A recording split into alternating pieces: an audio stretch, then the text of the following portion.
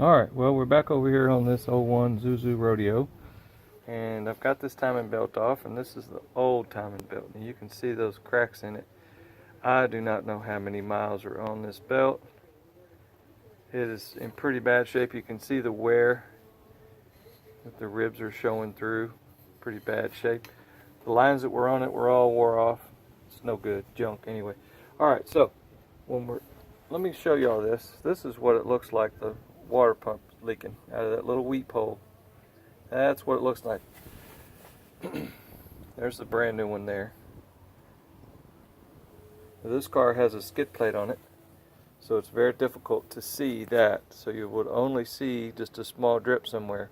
This is a very small leak. So what I do on this particular deal, you line up these lines here. Okay, there's one there, there's one there. All right, and then down here on the crankshaft, you can get it in there. And there's a line on the side right here that lines up with the pulley. There's a small notch in that pulley, and the line on the new belt goes the opposite over here on this side, the new belt line.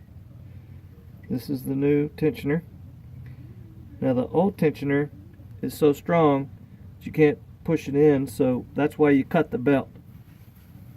You cut the belt and just take it all off and don't worry about that. Put the new tensioner on there and be done with it.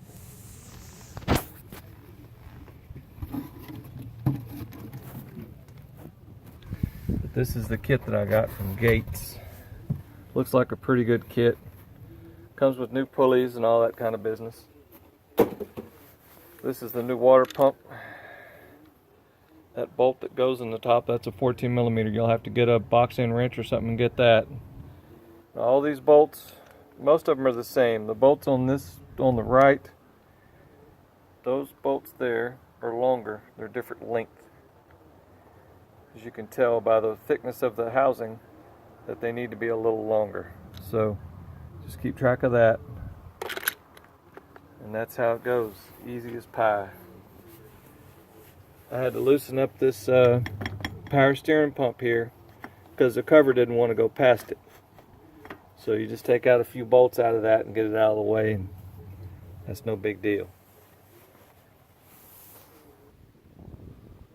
Alright, so got the new belt on there.